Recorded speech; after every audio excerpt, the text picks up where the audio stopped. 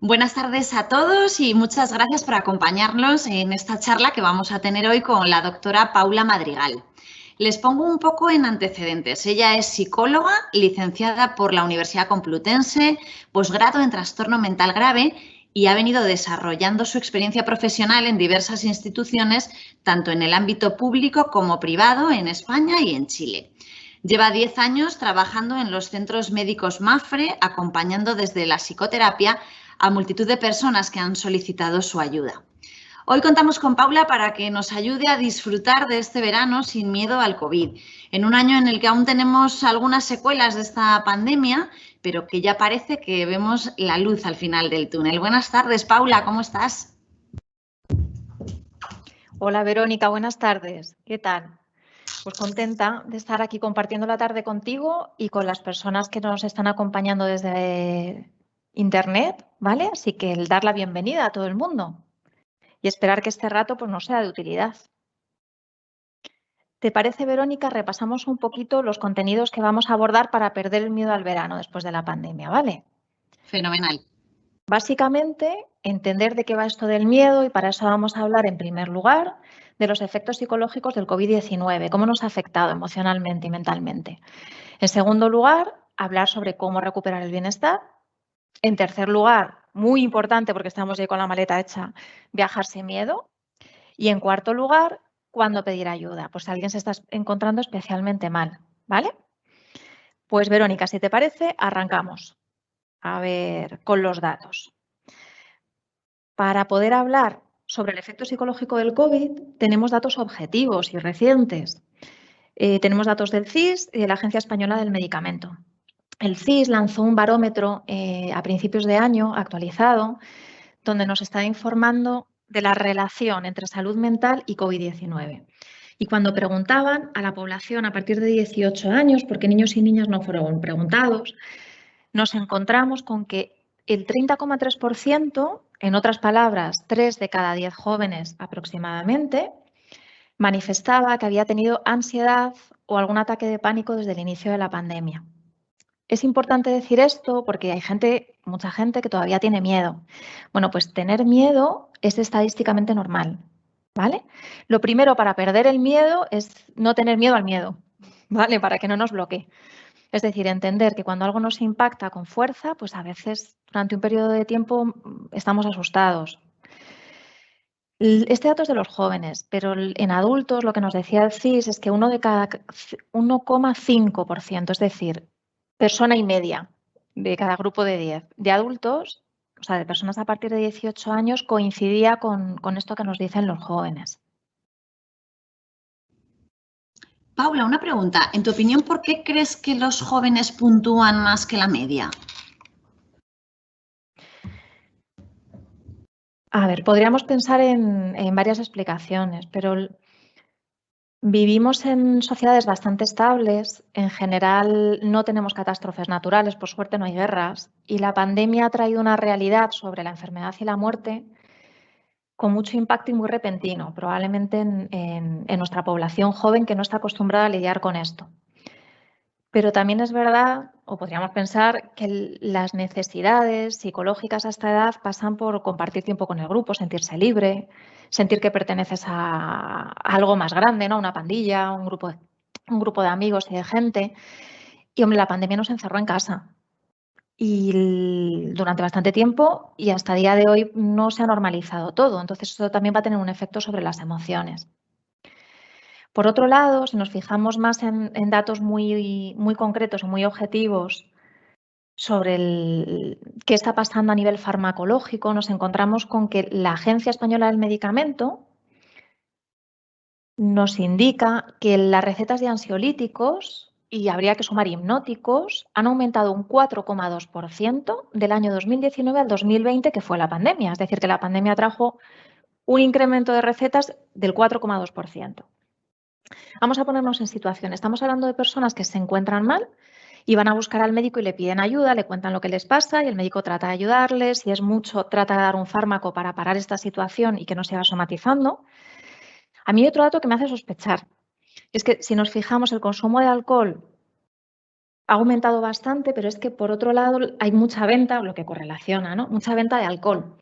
Entonces, nos podríamos preguntar también, ahora que viene el verano y solemos tomar más copas, ¿no? Y cervezas y sentarnos más en las terrazas, si no estaremos usando sustancias psicoactivas como ansiolíticos, para que estemos todo el mundo atento y no se generen problemas en el verano y bueno, controlemos este tipo de situaciones. Pero claramente a menudo ha hecho falta ayuda para controlar esas emociones negativas que se estaban produciendo. O sea que tener miedo es bastante normal. Avancemos un poquito, vamos a ver por qué estamos teniendo miedo, psicológicamente cómo se explica esto. A ver, la pandemia es un hecho que interpretamos porque los seres humanos somos animales simbólicos, somos un animal un poquito raro. Y a la vez que percibimos el mundo, estamos interpretando el mundo, dándole un significado, construyendo una narrativa, unas palabras en torno a lo que está pasando. Y a menudo ese significado pasa por los medios de comunicación y ahora también mucho por Internet, por las redes sociales. Los jóvenes que ahora tienen aproximadamente 20 años explicaban muy bien y con mucha claridad que en cuanto empezó la pandemia, en minutos, estaba en todas las redes sociales, tenían el Instagram lleno de pandemia, los youtubers.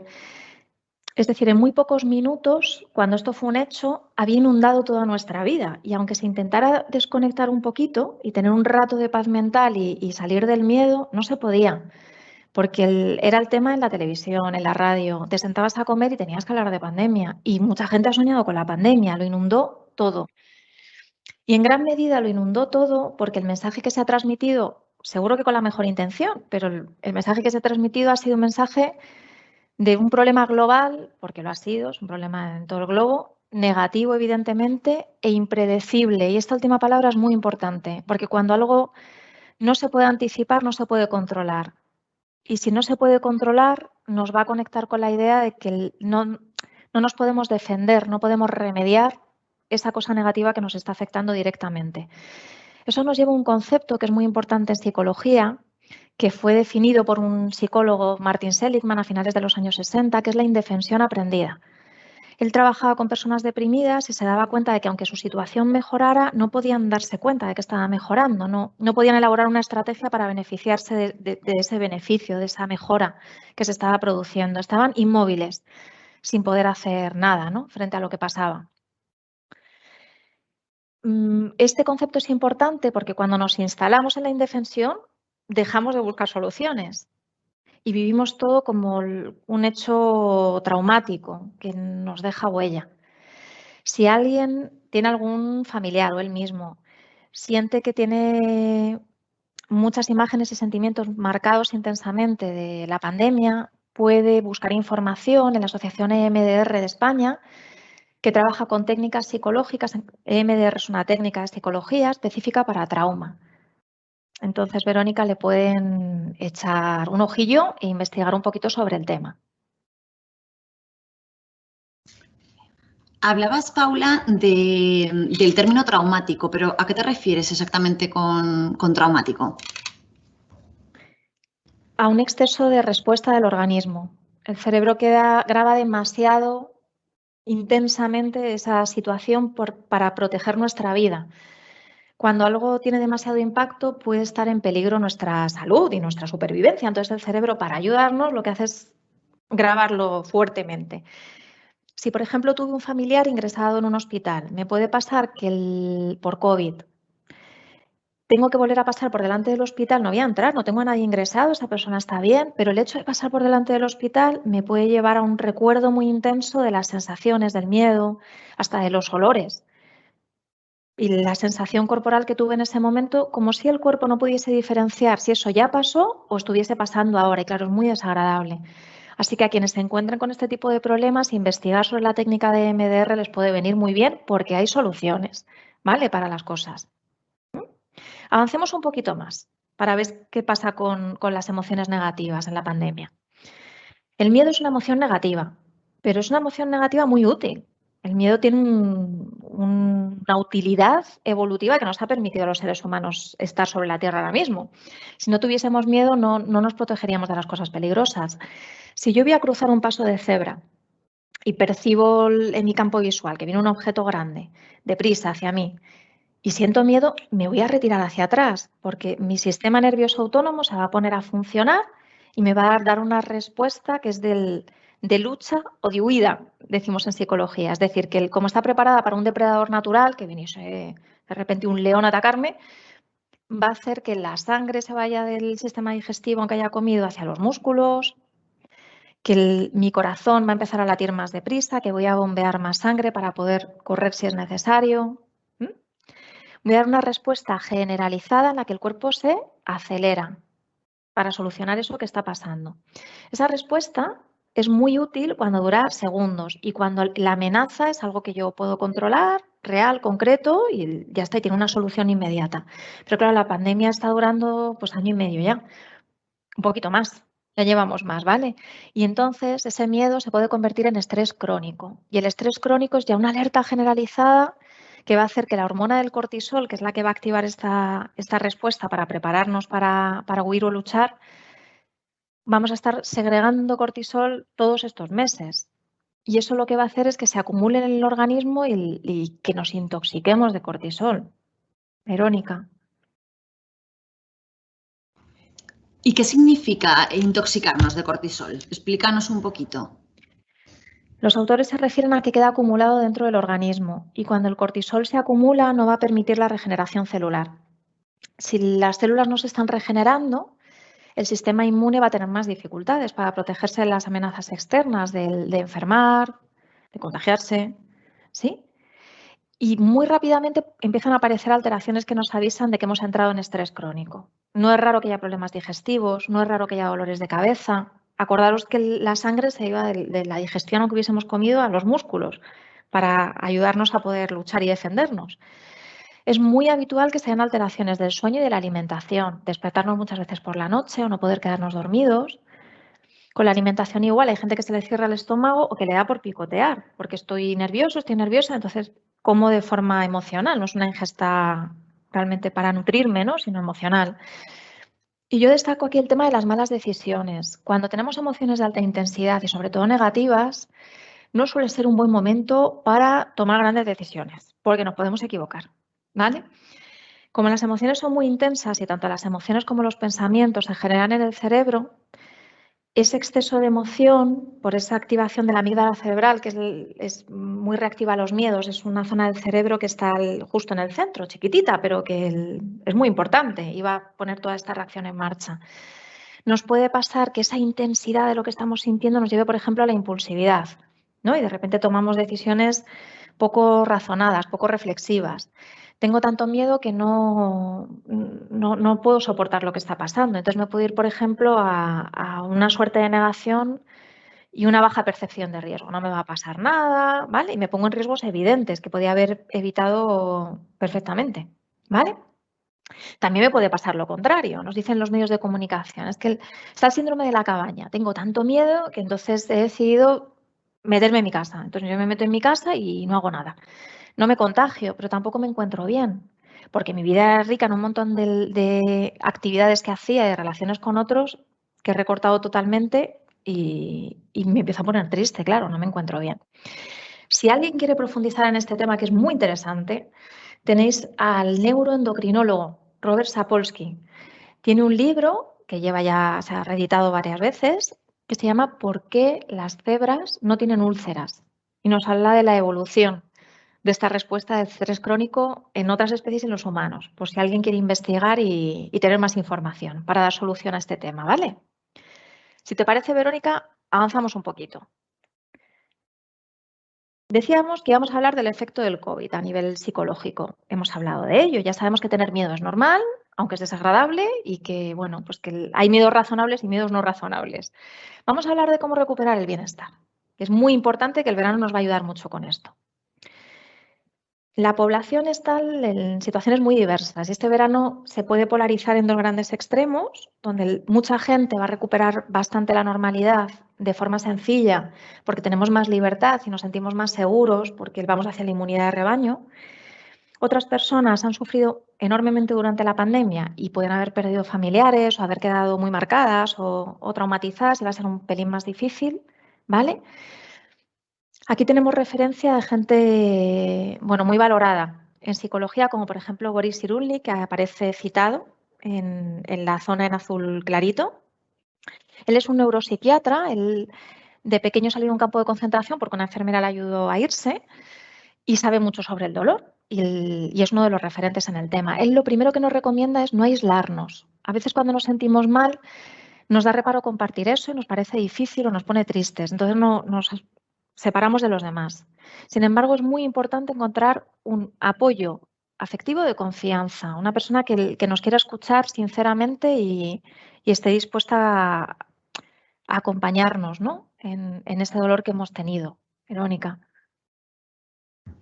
Y esa persona de confianza de la que hablas, ese apoyo, ¿tú recomiendas que sea un psicólogo o serviría a otra persona de nuestro entorno? En el vínculo terapéutico con un psicólogo, la relación de confianza se da. Quiero decir, va a haber una escucha real, sin juicio, porque no hay que juzgar a la otra persona. No hay que hacerlo. Entonces, eso es claro que se da en el vínculo terapéutico, pero esa sensación tan agradable de que el otro desea de verdad nuestra felicidad también la experimentamos con los amigos, con un buen vecino, con la familia. A veces, y en la pandemia ha pasado bastante, o puede pasar si hemos perdido un familiar, los otros no nos pueden acompañar porque también lo están pasando muy mal o no les queremos entristecer hablándoles otra vez de eso que nos duele a los dos. En ese caso puede ser muy interesante, ¿vale? Cuando se da este proceso de acompañar, se da esta palabra que han utilizado tanto los medios de comunicación de la resiliencia, que es un nuevo desarrollo de la persona, darle un lugar lógico y más amable que nos permite seguir viviendo a lo que nos ha tocado experimentar y pasar, que todos lo hemos pasado algo mal este tiempo, ¿vale? Pero para eso es muy importante no solo el trabajo de esa persona, sino del entorno. Todos podemos ayudar a que los demás superen lo que les ha pasado antes y además, como dice abajo Boris Cyrulnik, el altruismo, el ayudar a los otros, nos va a ayudar también a nosotros.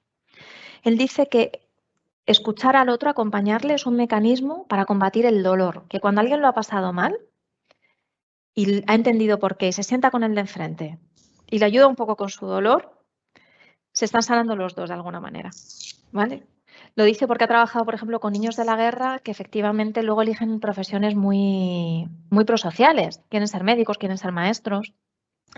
Si alguien ha perdido un familiar, hay muchas recomendaciones. Una de ellas sería la terapeuta en duelo Alba Pallás, que tiene varios libros publicados y también sobre la circunstancia concreta de pérdidas durante el COVID, que son duelos especialmente complejos. Y bueno, avanzar, pero desde aquí mandar un abrazo a todas las personas que se encuentren en esa situación. Vamos a avanzar un poquito, venga. Vamos a pasar de diapositiva y vamos a explicar que igual que las emociones negativas se quedan grabadas en el cuerpo y nos hacen mal, las positivas también. Que cosas, o sea, podemos revertir este daño, ¿vale? Cosas muy sencillas, como una mirada cariñosa, como una caricia, como un abrazo, reírnos juntos, bailar, cantar, acariciar a nuestra mascota, pero una actitud amable. Y lo digo no de forma frívola, ¿vale? El esforzarnos un poquito en esto, ¿no? Que a veces habla de vamos a ser amables, pensamiento positivo, ponte la sonrisa, ¿vale? No es fingirlo, es tratar de verdad de dar un poquito lo mejor que podamos dar ese día a los que tenemos alrededor. Inmediatamente cuando hacemos esto, todas las hormonas del bienestar se van a poner en marcha, ¿vale? Sobre todo en primer lugar, endorfinas y oxitocina. Eso va a hacer disminuir inmediatamente los indicadores de estrés. Va a regularse el cortisol, esa hormona que nos ponía tan en alerta. La amígdala cerebral, esa zona del cerebro que está en el centro, que es chiquitita, pero que reacciona mucho a los miedos, se va a desactivar, se va a empezar a tranquilizar. Se regula el colesterol, se regula la hipertensión. Un dato muy interesante, la sensación de dolor físico percibido también se atenúa. Hay una referencia nacional e internacional que es Marían Rojas Estapé, ¿vale? Psiquiatra, que tiene el web propia y comparte un montón de vídeos, de podcast, de artículos muy interesantes. Está también el libro de cómo hacer que te pasen cosas buenas, que es una recopilación muy potente de todo este tipo de información para quien quiere indagar. Y si queréis avanzamos un poquito en soluciones. Hemos hablado sobre el efecto psicológico del COVID-19.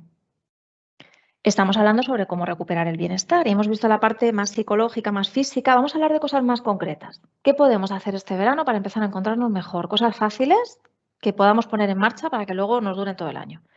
Avanzamos, si queréis, venga. Normalmente en las sociedades en las que vivimos el tiempo se dedica al trabajo, la formación o ambos, otro tiempo de amigos otro tiempo de familia y otro tiempo de autocuidados, que a veces es muy pequeño, muy pequeño. Este año habría ido remolinos de agua, ¿no? Uno tendría que ver con todo lo que ha traído la pandemia de estrés, ¿no? Que hemos dedicado mucho tiempo y esfuerzo a gestionar ese estrés, y otro remolino de agua que serían los cambios en la rutina. Cambiaba la normativa y digo, me va a relajar esto, mis autocuidados, ya no lo puedo hacer, ya no puedo ir al gimnasio, ya no puedo, ¿vale? Pero ahora la situación está mejorando. Entonces vamos a centrarnos en autocuidados. Avanzamos un pelín. Autocuidado se utiliza mucho a pie de calle. Psicología, detrás del autocuidado habría un concepto muy importante que se llama autocompasión, que en la traducción nos suena un poco raro lo de la autocompasión, pero es un concepto muy bonito. Autocompasión es la relación con nosotros mismos y tiene que ver con que nuestros pensamientos y sentimientos, ¿vale? Al hablarnos a nosotros mismos, porque nos levantamos hablándonos a nosotros mismos, ¿no? He descansado, no he descansado, me duele aquí, me duele allí, que me pongo, cómo me encuentro, ¿vale? Ese diálogo interno que tenemos es un diálogo desde el cuidado y el respeto. O sea, que no nos digamos ninguna barbaridad que a familia o amigos que queremos no les decimos tampoco. Para estar en esa actitud de autocompasión, de querernos o de autocuidado, hay 4 cosas, habría muchas, pero nos vamos a centrar en 4 cosas, 4 propuestas para el verano que nos van a ayudar a estar tranquilos, encontrarnos bien para estar en ese autocuidado, en esa autocompasión. Vamos a hablar del deporte, del optimismo, del arte y de la paz mental. Abajo tenéis una referencia a la izquierda que es Marshall Rosenberg, psicólogo. Él tiene un capítulo estupendo en el libro de la comunicación no violenta, un lenguaje de vida. Tiene un capítulo muy bueno en el que habla de la autocompasión, por si alguien quiere profundizar ahí, informarse más. Verónica, avanzamos si te parece. Vamos a irnos a por el primero de los elementos, que era el deporte. Dejamos la referencia de Wendy Suzuki, neurocientífica. Está buscando una especie de receta en la que ver qué ejercicio, para qué tipos de personas, durante cuánto tiempo es óptimo. Ella dice que si tienes que elegir solo una cosa que puedas hacer para mejorar tu vida así en un momento, que es deporte. Porque el deporte mejora inmediatamente el ánimo, es cierto, pone en marcha las endorfinas, las hormonas del bienestar y mejora la concentración.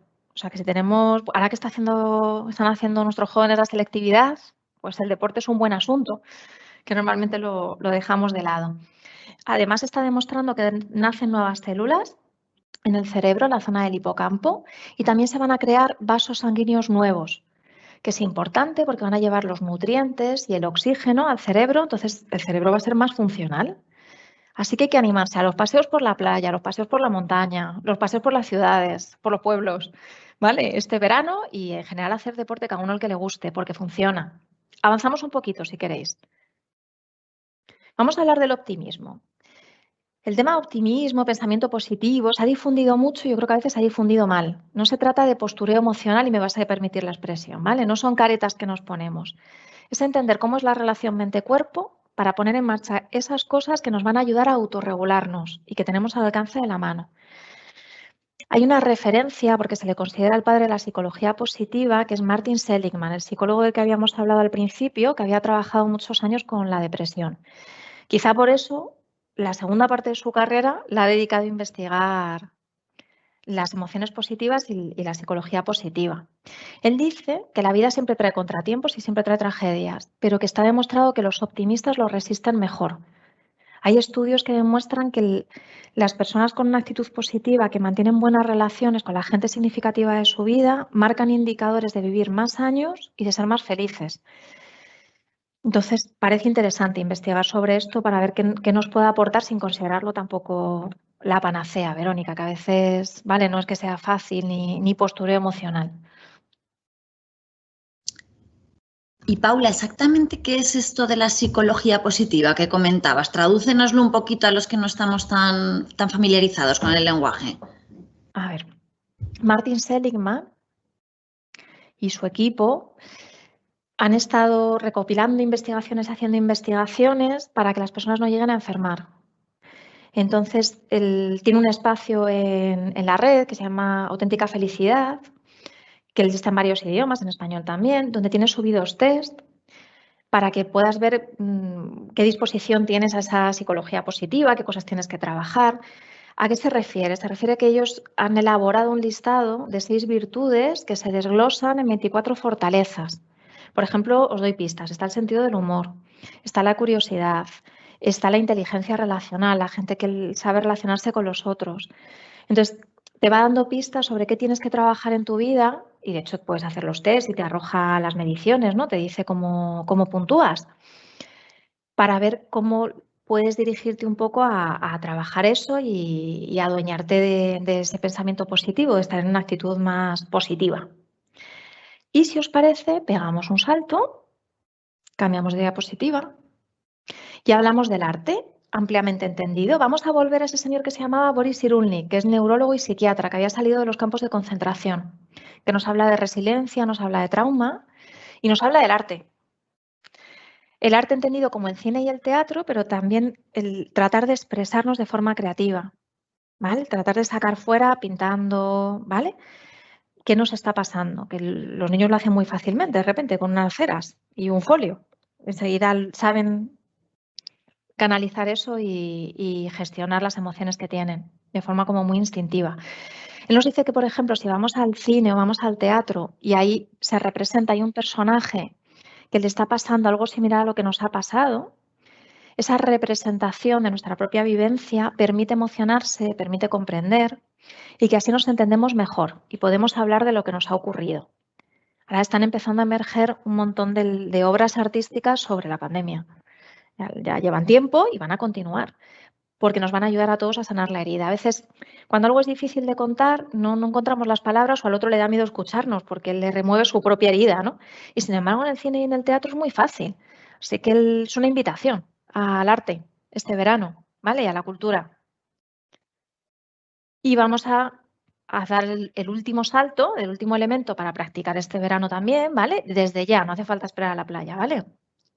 Que sería la paz mental y nos lo vamos a concretar en meditación, en concreto en la técnica de mindfulness. Y vamos a utilizar de referencia al Javier García Campayo, que es psiquiatra en Zaragoza y que es una referencia dentro y fuera del país. Él tiene un máster en mindfulness y comparte algunas meditaciones en la red.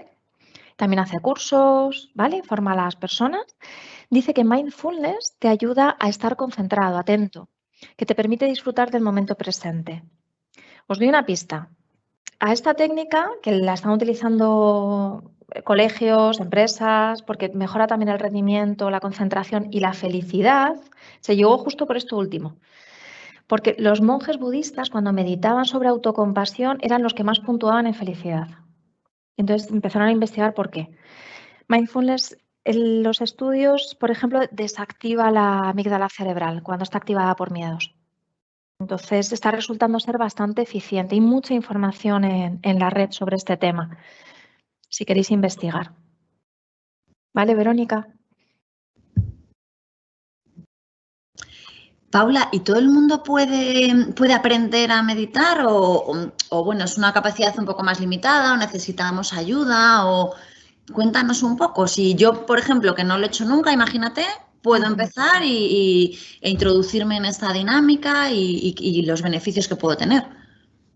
Vale, pues a ver, no es muy diferente a practicar un deporte, ¿vale? O cualquier otra habilidad que entrenas y terminas adquiriendo. Es verdad que tenemos las personas diferentes estilos de procesamiento de información y ahora, por ejemplo, hay plataformas de series y de televisión en casa, ¿no? que tenemos muy accesible porque tienen métodos de meditación a través de la televisión, pero hay mucha gente que le está funcionando bien. Javier García Campayo, por ejemplo, son podcasts, son audios que vas a escuchar con contenidos muy concretos. Es muy fácil aprender si vas a un curso, pero para que os hagáis una idea, muchos centros educativos están trabajando ya mindfulness en aula, están meditando con los niños y con las niñas, o sea que es algo a poner en marcha. De hecho, mucha gente lo está poniendo en marcha ya. Ahí lo dejo, si alguien se anima, ¿vale? Hemos hablado de estos 4 elementos para el autocuidado y avanzamos un poquito más, porque queríamos viajar sin miedo, que te está la maleta ahí ya preparada. Vamos a viajar sin miedo, venga, vamos a pegar el salto. ¿Qué deberíamos tener en cuenta para conseguir viajar sin miedo? Que hay mucha gente con miedo, normal. Pues venga, avancemos. Una reflexión ahí en 4 pasos o 4 P's. Programar, personalizar, ponderar y premiar. Vamos a programar. Pues empezamos ya. Empezamos ya con meditación, ¿vale? Empezamos ya con pensamiento positivo, a ir al cine y al teatro, ¿sí? A hacer deporte. Porque no debiésemos llegar a nuestro viaje con un poquito de miedo que tenemos que ir desmontando en las peores condiciones. No puedo llegar a punto de contracturarme porque entonces me queda de recuerdo que me contracturé en el avión y que aquello fue horrible y que cómo se me ocurrió hacer aquel viaje. ¿Vale? Hay que programarlo. Hay que ver cuánto miedo tenemos.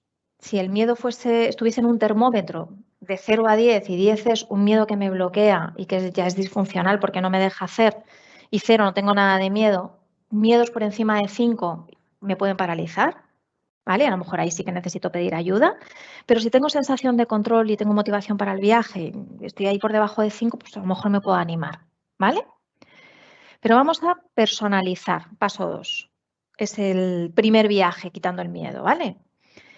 Aunque compartimos miedos, luego el miedo es muy autobiográfico. Quiero decir que la imagen concreta que me viene a la cabeza y la sensación corporal es muy de cada uno y de cada una.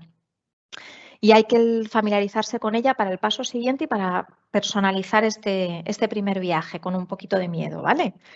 Entonces, voy a ponérmelo a favor, voy a ponerme el viaje fácil para que salga bien. Entonces, ¿cuál es mi circunstancia? A lo mejor mi circunstancia es que pues justo me he separado y tengo 2 hijos y resulta que tengo un mal recuerdo yo porque la última vez pues lo pasé fatal porque iba sola con ellos y se pusieron a discutir y no podía yo ayudar y me agobió un poco. Pues voy a tratar de tener todo eso en cuenta y sí, diseñar un viaje acorde a lo que puedo hacer ahora. Lo primero es, si no me he movido de mi comunidad, pues a lo mejor no me interesa irme muy lejos porque no me quiero agobiar. Entonces, puedo ir a la comunidad más cercana, ¿vale? Si además sé que me ayudaría no ir con los niños en el primer viaje, mejor en el segundo, porque sé que otra vez me agobié, pues el primero lo hago sola. Pero si además sería mucho más fácil si viene una amiga o si viene mi actual pareja, porque el mero hecho de que esa persona esté a mí me ayuda a estar más tranquila, es como un ansiolítico natural, ¿no? Está aquí, está aquí. Pues a lo mejor lo puedo hacer así el primero. Y poco a poco vamos bajando la escalera de los miedos. Saltamos al paso 3, ponderar. Esto es muy difícil cuando tenemos miedo. Nos entra miedo y ya no ponderamos nada, no relativizamos nada. Ya tenemos miedo al miedo. Voy a empezar a encontrar fatal, ¿vale? ¿Qué tenemos que hacer? Poder salir de ese miedo al miedo, de ese miedo a la reacción física, al qué mal me voy a encontrar, y llevar la atención hacia aquellas cosas que nos van a hacer sentirnos mejor, tener más calma. ¿Cómo lo hacemos? Lo primero es acordarnos de que el miedo va a aparecer. Ya está, porque es un mecanismo que nos ha permitido evolucionar, estar aquí ahora como especie y sobrevivir. Y que no está justificada esa respuesta alerta al propio miedo, que el cuerpo va a empezar a reaccionar y luego se le va a pasar. Entonces, que puedo seguir respirando con tranquilidad, acordarme o me pongo el podcast de Javier García Campayo de Mindfulness en el coche y voy yo respirando, tranquila, he hecho ejercicio, no tengo contracturas, ¿sí? Y me lo facilito. ¿Qué voy a hacer? Llevar la atención a otro lugar. ¿Cómo llevo la atención a otro lugar? Si no me tocaba conducir, puedo ir viendo una serie que me gusta. Si me toca conducir, puedo poner el aire acondicionado, puedo ponerme el programa de radio, la música que me apetece. Puedo sacar ese tema de conversación que sé que siempre me da energía y es positivo y entonces vamos conversando sobre eso. ¿Vale? Poner ahí elementos distractores que permiten que el foco de la atención, porque la atención a nivel cerebral funciona como un foco iluminando los apuntes del examen del día siguiente, pues se ponga donde se tiene que poner, en lo positivo. Y eso va a hacer que poco a poco el cuerpo se vaya regulando. Hay técnicas específicas, si no se puede, que se pueden practicar con profesionales, ¿vale? Para ir desensibilizando esos miedos, teniéndoles menos miedo. Y después habría que premiarse, porque resulta que yo estoy haciendo algo que requiere mucho valor, que es enfrentar mis miedos y lo paso regular, que es normal al principio. Y sin embargo está muy bien lo que estoy haciendo, pues lo primero me lo digo, estoy siendo una valiente porque estoy viajando, yo tenía miedo y lo estoy haciendo muy bien. Pero además pues puedo irme al cine o al teatro, que hemos visto que era muy bueno, ¿vale? Y entonces ese es mi premio y veo la obra que me apetecía, ¿vale?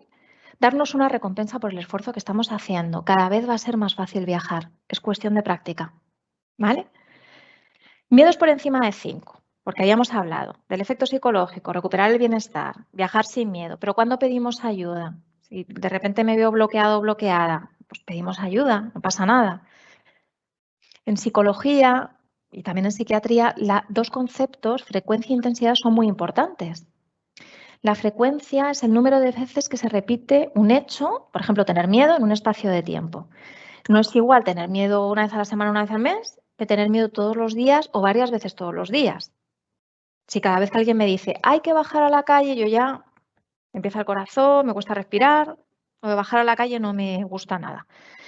Avanzamos en diapositiva, porque el otro concepto sería intensidad, que sería la fuerza con que aparece esa emoción, por ejemplo, de miedo, o esa sensación corporal de malestar, dolor de estómago, nervios, o esa conducta, pues tengo miedo, me pongo nerviosa y me enfado y me pongo a gritar a todo el mundo, ¿vale?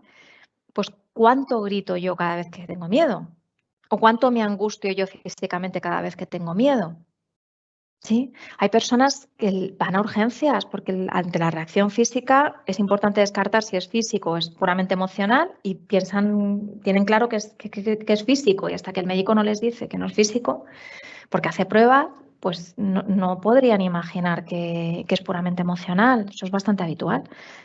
Y además la forma de descartar que algo, o sea, poder concluir que algo es puramente emocional pasa por descartar lo físico, que es importante, ¿vale? Avancemos un poquito. ¿Cuándo decimos que las alteraciones son significativas? Que aparezca uno o más de estos elementos. Pues se ve afectado el ánimo. A veces llevamos tanto tiempo teniendo miedo y con estrés que terminamos un poco tristes, demasiado tristes. Parece que se nos apaga la pila y ya no disfrutamos de las cosas que nos gustan y no tenemos ganas de hacer casi nada.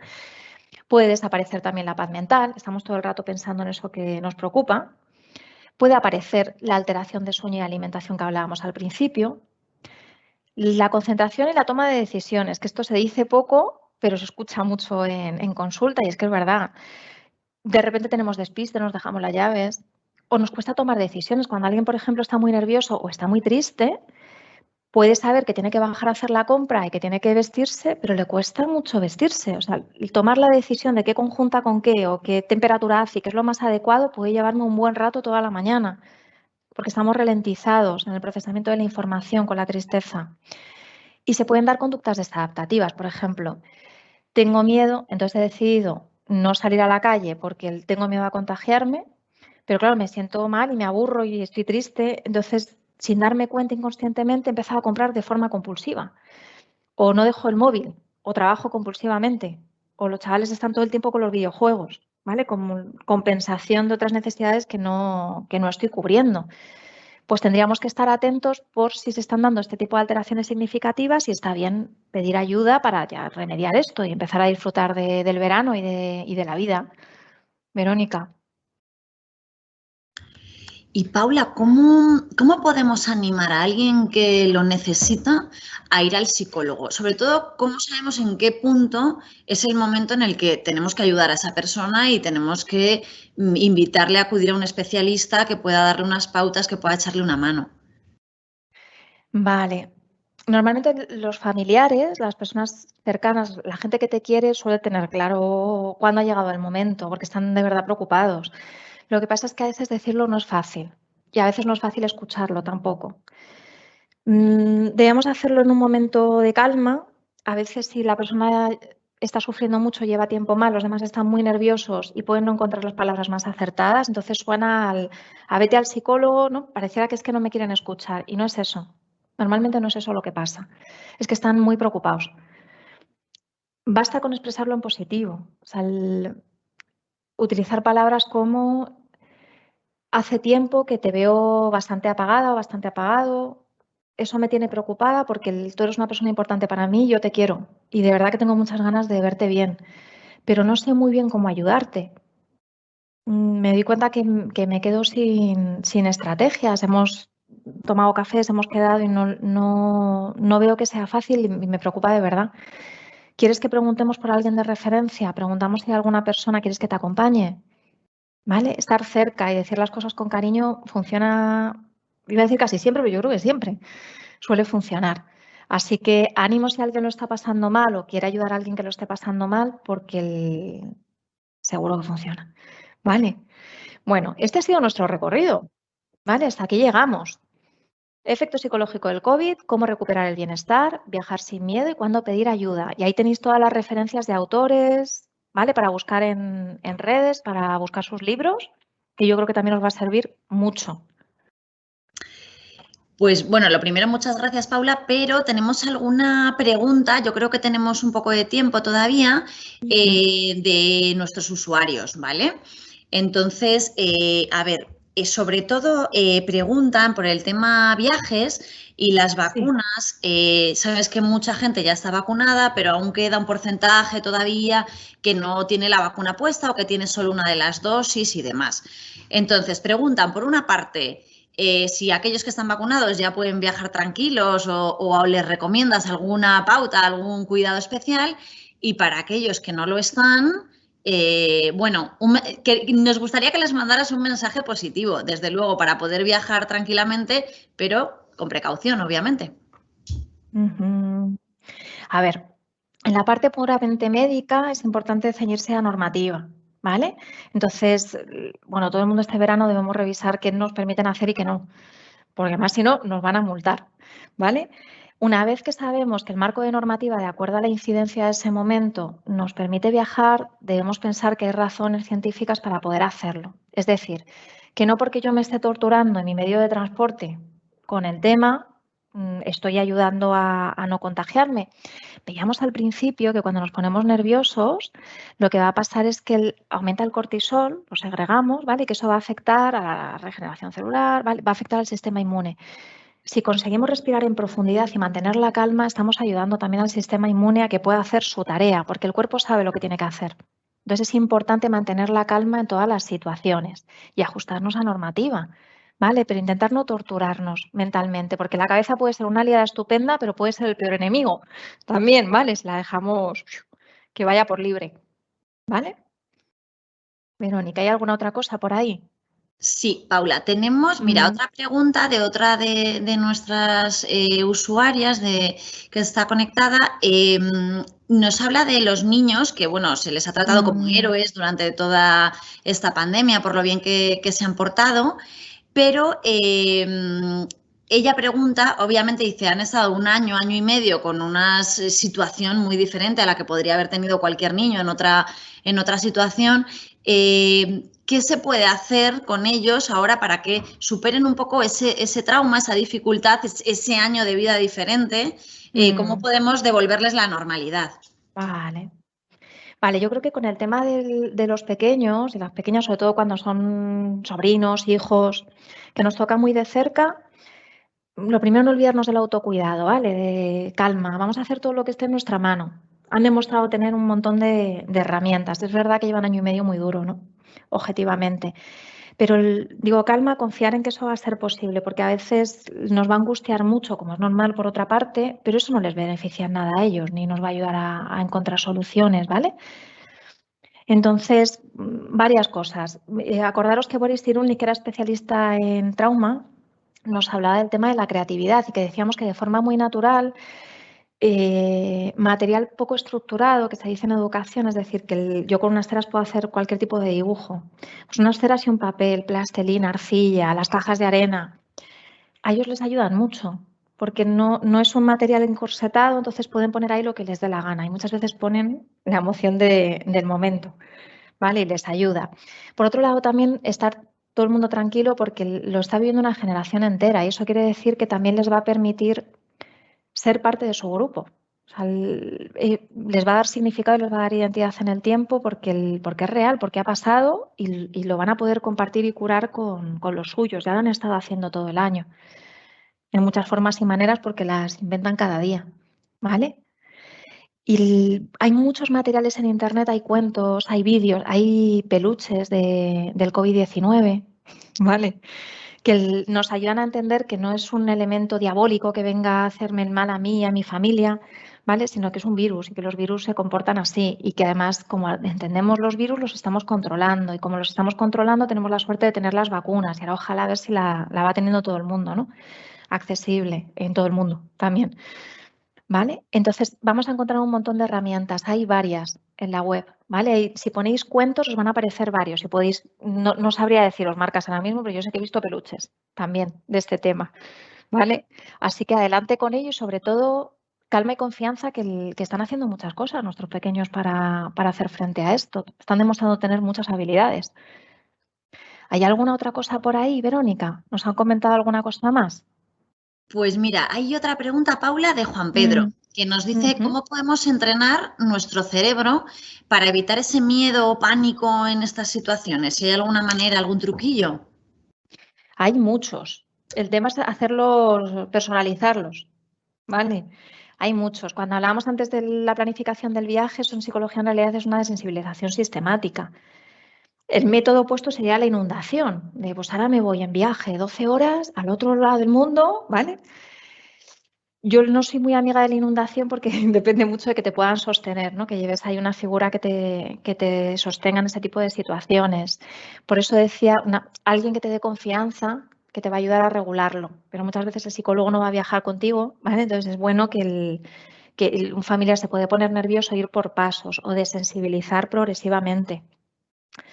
Está la detención del pensamiento, está el entrenamiento en relajación progresiva, está el entrenamiento en mindfulness. O sea, hay muchísimas técnicas de diferentes escuelas de psicología. Se puede investigar sobre el tema porque hay muchas cosas en Internet y si no se puede pedir asesoramiento, ¿vale? Pero siempre hay que personalizar la técnica, ¿vale? Como por ejemplo las visualizaciones, de imágenes que nos ayudan a relajarnos. Acordaros que tenéis los audios de mindfulness y que hay plataformas que nos están enseñando a practicar mindfulness en casa, ¿vale? Que puede ser también una buena herramienta. Ojalá les sirva de algo esto que comentamos y les sea de utilidad.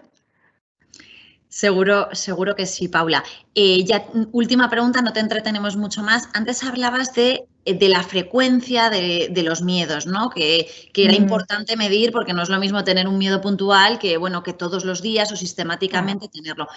¿Cómo podemos controlar esa parte? Porque también resulta un poco difícil. Vale, lo primero, a ver, que controlarlo de entrada no es lo normal, que todos nos descontrolamos a veces. Otra cosa es cuánto, ¿vale? Que si me pongo muy mal, pues me iré a urgencias, entonces me verán los médicos, me harán pruebas, me dirán, oye, no es físico. Entonces me van a dar un ansiolítico y voy a registrar en mi cerebro que es que el ansiolítico me calma. Luego era ansiedad, ¿vale? Entonces lo vamos a ir aprendiendo poco a poco y vamos a cambiar esa conexión neuronal, ¿vale? Quiero decir que había que perder el miedo al miedo, ¿os acordáis? Que muchas veces lo que ha pasado, pueden pasar cosas como esta. Alguien va al gimnasio y se sube a la cinta de andar. Y resulta que ha ido pero no ha desayunado. Y además hacía un calor en el gimnasio. Entonces tenía un calor. Estaba deshidratada y no había desayunado. ¿Vale? Entonces esa ha sido la causa de su malestar, que los niveles fisiológicos no estaban donde tenían que estar. Pero lo pasó tan mal, se acercó tanta gente, le preguntaron que se agobió y se angustió. ¿Vale? Entonces ahora ya realmente el recuerdo es que cada vez que me subo a la cinta me voy a encontrar fatal y va a venir todo el mundo a preguntarme y voy a ser yo aquí el centro de atención, que no lo pretendía en absoluto, todo lo contrario, y lo que le angustia es lo que pasó. ¿Vale?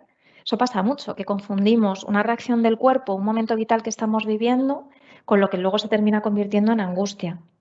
Entonces, no tenerle miedo al cuerpo, entender que el cuerpo es un aliado, que está ahí para echarnos un cable. Lo que pasa es que a veces nuestro cerebro no ha evolucionado al ritmo de la cultura en la que vivimos. Entonces, hacemos monadas, que digo yo, cosas de monos, ¿vale? Nuestro sistema nervioso se pone a funcionar, pero la solución que da pues, no es la más funcional, no es la más operativa y da un exceso de alerta y de respuesta. Y eso es lo que poco a poco vamos cambiando para que cambien las conexiones neuronales de nuestro cerebro. Poco a poco lo vamos a conseguir. ¿Vale? No hay que desanimarse, ni hay que tener miedo al miedo. Pues muchísimas gracias, Paula, por A ti, Verónica, a vosotros. Por este mensaje tan esperanzador, por darnos esas pautas para que este verano podamos disfrutar un poquito más que el anterior. Y muchas gracias a todos ustedes por acompañarnos desde el otro lado de la pantalla. Hasta pronto. Muchas gracias. Hasta luego. Hasta luego, Paula. Buen verano. Igualmente.